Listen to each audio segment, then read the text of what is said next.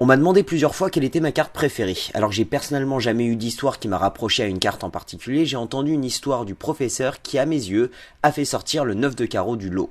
L'histoire est sur l'un des DVD des révélations de Dai Vernon. Il parle d'un ami à lui qui avait décidé de calculer le nombre de fois que chaque carte avait été choisie par un spectateur alors qu'il leur demandait de choisir une carte complètement au hasard.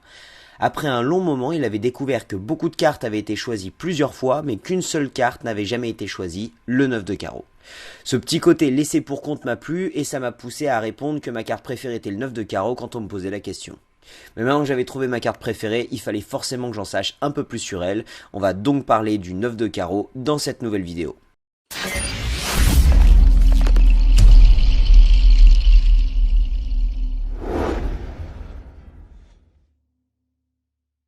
Après quelques recherches, j'ai découvert que si personne ne la choisissait, c'est qu'il y avait des raisons. Cette carte a été considérée pendant 300 ans comme porteuse de malchance sous le nom The Curse of Scotland ou la malédiction de l'Écosse. Alors que j'en avais personnellement jamais entendu parler, j'ai pu découvrir qu'on la mentionnait encore sous ce nom dans certains articles en anglais sur le bridge.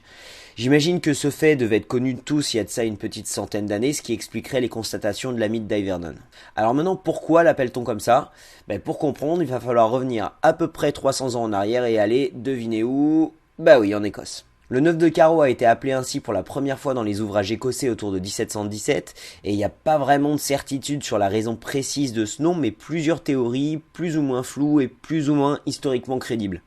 La théorie qui est certainement la plus crédible est que ce nom ferait référence à Sir John Dalrymple. Alors je suis certain que tout le monde connaît l'histoire de l'Écosse sur le bout des doigts, mais laissez-moi quand même préciser qui était ce gentilhomme. Sir Dalrymple était un secrétaire d'État profondément détesté du peuple pour avoir soutenu un bon nombre de réformes impopulaires. C'est ce monsieur qui a ordonné le massacre de Glencoe en 1692.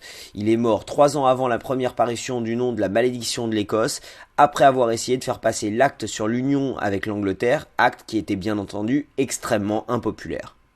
Pour faire le rapprochement avec le 9 de carreau, il suffit de regarder le blason de famille de Sir Dalrymple. Une autre théorie, c'est que cette carte aurait été rendue célèbre par William Augustus, le duc boucher de Cumberland. Sympa le nom. Le duc était un fan de jeux de cartes et il jouait quand il a reçu une nouvelle qui venait de remporter la victoire de la bataille de Culloden. Alors qu'on lui demandait que faire des prisonniers écossais, il ordonna leur exécution. Et pour être sûr que le message soit transmis, il l'écrit sur le premier papier qui lui a à sa portée, la carte du 9 de carreau. Cette théorie est peu crédible pour deux raisons. Donc, premièrement, la bataille a eu lieu en 1746 alors que des écrits mentionnaient déjà le 9 de carreau comme étant la malédiction d'Écosse.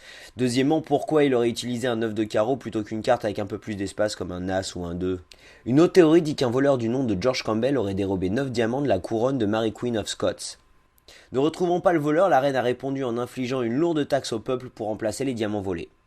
Faut savoir que la traduction de carreau en anglais c'est diamonds, d'accord? Donc c'est la même chose, c'est le même nom que les diamants. Donc c'est pour ça, 9 diamants, 9 de carreau.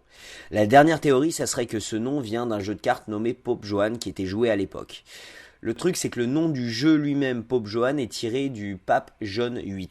Ce pape faisait polémique parce qu'on l'accusait d'être une femme qui se faisait passer pour un homme. Donc dans ce jeu, le 9 de carreau avait aussi une importance particulière et était appelé le pape. Il aurait pris donc le nom de la malédiction d'Écosse dans ce jeu, puis se serait répandu dans d'autres jeux. J'espère que vous avez bien aimé cette vidéo, n'hésitez pas à vous abonner en cliquant sur la petite télé YouTube.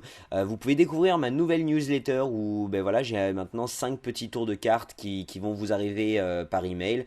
Donc tout ça c'est gratuit, vous pouvez vous abonner sur la newsletter. Et si vous aimez beaucoup tours de cartes et que vous voulez me soutenir, n'hésitez pas à prendre un abonnement sur tourdecarte.com. Vous pourrez aussi avoir tous les résultats de tours, toutes les résolutions de tours qui sont proposées sur le site, toutes les coupes XCM, etc. Enfin, énormément de vidéos. Donc voilà, n'hésitez pas, je vous remercie encore d'avoir suivi cette vidéo et je vous dis à mercredi prochain pour un nouvel épisode de La Parole est à vous. Salut!